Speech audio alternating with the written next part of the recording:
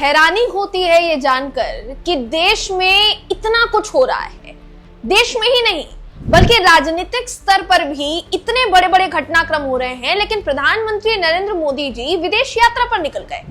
अपने आप में चौंकाने वाला विषय है दोस्तों, क्योंकि एक देश के प्रधानमंत्री जिनसे कई तरीके के सवाल पूछे जाते हैं, हर मुद्दे पर सवाल पूछे जाते हैं, सदन चल रहा है, संसद चल रही है, उपराष्ट्रपति का इस्तीफा होने के बावजूद भी संसद को चलाया जा रहा है, सरकार कह रही है हम जवाब देने के लिए तैयार हैं, चर्चा करने के लिए तैयार है, लेकिन जब चर्चा का वक्त आता है तो उन्हीं के बड़े नेता और देश के मुखिया जो है वो विदेश निकल लेते हैं। ये अपने आप में हैरान कर देने वाली बात है दोस्तों। प्रधानमंत्री नरेंद्र मोदी जी ब्रिटेन और मालदीव की यात्रा पर निकल चुके हैं और कुछ ही घंटे हुए हैं उपराष्ट्रपति का इस्तीफा होने के बाद घमासान छिड़े हुए।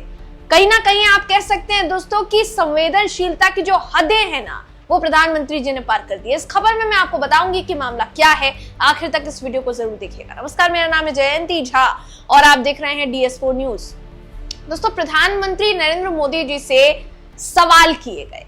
आपको याद है कि नहीं मैं ये नहीं बता सकती, लेकिन ये आपको याद जरूर दिलाना चाहूंगी कि 21 जुलाई जिस दिन संसद का मानसून सत्र शुरू हुआ, उस दिन पहली बार प्रधानमंत्री नरेंद्र मोदी जी लोकसभा में मौजूद रहे। ऐसा नहीं है कि मौजूद नहीं रहे, मौजूद रहे, लेकिन कब वो संसद से बाहर निकल गए ये पता नहीं चला। पहलगाम पर विपक्ष ने सवाल पूछा, बोलने का मौका दिया गया सत्ताधीन पार्टी के 2 मंत्रियों को।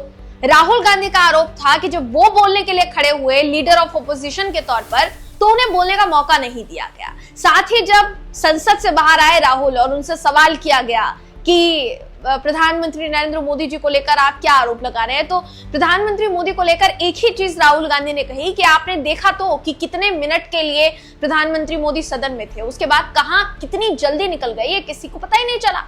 तो प्रधानमंत्री जी, देश के प्रधानमंत्री जी, देश के इतने बड़े मुद्दों पर जब विपक्ष उनसे सवाल चाहता है, क्योंकि विपक्षी पार्टियां भी अपना जनाधार रखती हैं ना दोस्तों।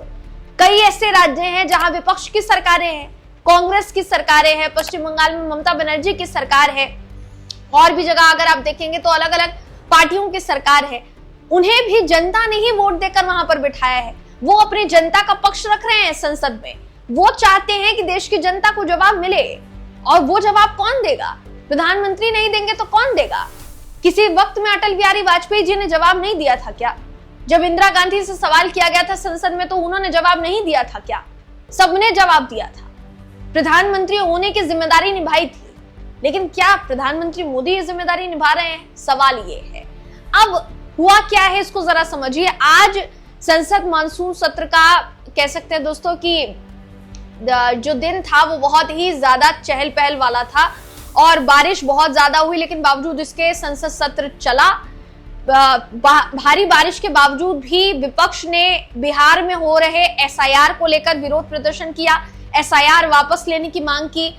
राहुल गांधी से जब इस पर सवाल किया गया तो राहुल गांधी ने महाराष्ट्र से लेकर कई राज्यों का उदाहरण दिया, कर्नाटक का उदाहरण दिया, महाराष्ट्र का उदाहरण दिया और वोट चोरी करने का आरोप लगाया। जी हाँ दोस्तों, वोट चोरी करने का आरोप राहुल गांधी लगाते हुए नजर आए और उन्होंने ये कहा कि मैं इस बात का सबूत पेश कर सकता हूं कि वोट चोरी हुआ है। हम इस बात का एक एक सबूत पेश कर सकते हैं, ब्लैक एंड व्हाइट में आपको बता सकते हैं कि क्या कैसे हुआ, किसने किया, क्यों किया, मगर सामने कोई हो भी तो सही। प्रधानमंत्री जी तो संसद चल रहा है और विदेश यात्रा पर निकल जाते हैं। ये सवाल जो है राहुल गांधी ने पूछा। दूसरी तरफ अगर देखा जाए तो राहुल गांधी जब ये सारी चीजें कहते हुए नजर आए दोस्तों, तो चुनाव आयोग का जो फैसला है SIR को लेकर वो नजर आया, क्योंकि खबर आई है हाल ही में कि SIR जो कि स्पेशल इंटेंसिव रिवीजन है, बिहार में इसके होने के बाद 50 लाख से ऊपर वोटर्स ऐसे हैं जिनका नाम वोटर लिस्ट से हटा दिया गया है। जी हाँ, ये खबर है। अब पुष्टि चुनाव आयोग को करनी चाहिए। खबरें तो ब्रेकिंग न्यूज की तरह चैनल्स पर चलाई ही गई कि तकरीबन 50 लाख से ऊपर मतदाता हैं जो इस बार वोट नहीं दे पाएंगे। क्यों? क्योंकि जो SIR किया गया उसमें कई मतदाता ऐसे हैं जो अपने डॉक्यूमेंट सबमिट नहीं करवा पाए, क्योंकि अजीत अंजुम की रिपोर्ट शायद आपने देखी होगी, वरिष्ठ पत्रकार हैं, जगह जगह बिहार में बीएलओ दफ्तर में जाते हुए जहां पर बीएलओ साइन कर रहे हैं मतदाता के, उन मतदाताओं का भी फॉर्म भरा जा चुका है जो इस दुनिया में भी नहीं है, ये भी खबरें सामने आई है। तो फिर किस बात का एसआईआर किया गया और किस बिना पर आप ये कह रहे हैं कि 50 लाख से ज्यादा जो मतदाता हैं उनका वोट कट जाएगा? सवाल ये खड़ा हो रहा है। अगर आपको देखिए पूरा मामला देखिए बताएं तो राहुल गांधी ने क्या कहा है, जरा आपको ये बता देते हैं। आपकी स्क्रीन पर इस समय मैं वो खबर दिखा रही हूँ दोस्तों। राहुल गांधी ने देखिए ये कहा है कि कांग्रेस के वरिष्ठ नेता और लोकसभा में नेता प्रतिपक्ष ने ऑपरेशन सिंदूर को लेकर केंद्र पर निशाना साधा। इसके अलावा बात की जाएगी वोट को लेकर, तो वोट को लेकर भी वो सरकार पर निशाना साधते हुए देखे नजर आए। उन्होंने कहा कि 52 लाख वोटर की बात ये नहीं है और ना ही ये बिहार की बात है। हमारे साथ महाराष्ट्र चुनाव में धोखा हुआ है। हमने चुनाव आयोग से सवाल पूछा कि वोटर लिस्ट दिखाएं, हमें वोटर लिस्ट नहीं दिखाई गई। हमने कहा वीडियोग्राफी दिखाएं, तो वीडियोग्राफी का कानून ही बदल दिया गया। महाराष्ट्र में 1 करोड़ नए वोटर आए थे लेकिन वहां इलेक्शन चोरी कर लिया गया। हमने सभी कर्नाटक में रिसर्च की, हमने वहां भयंकर चोरी पकड़ी है। मैं ब्लैक एंड व्हाइट में दिखाऊंगा आपको, ये नेता प्रतिपक्ष राहुल गांधी कहते हुए नजर आए। उन्होंने ये भी कहा कि मैं चुनाव आयोग को ब्लैक एंड व्हाइट में दिखाऊंगा कि कैसे और कहां चोरी की जाती है। लेकिन अब इनको पता चल गया है कि हम इनका गेम समझ गए हैं। हमने एक कॉन्स्टिट्यूएंसी चुनी और वहां डीप रिसर्च किया। दरअसल चुनाव आयोग पेपर में वोटर लिस्ट देता है और पेपर की वोटर लिस्ट को एनालाइज नहीं किया जा सकता, लेकिन हमने एक कॉन्स्टिट्यूएंसी में पूरी लिस्ट ली और उसे डिजिटल फॉर्मेट किया जिसमें हमें 6 महीने का समय लगा। लेकिन हमने इनका सारा सिस्टम निकाल लिया कि ये कैसे चोरी करते हैं, कौन वोट करता है, कैसे करता है, नए वोटर कैसे बनते हैं। अब इनको बात समझ में आ गई है तो इन्होंने बिहार का पूरा सिस्टम नए तरीके से करने की ठान ली।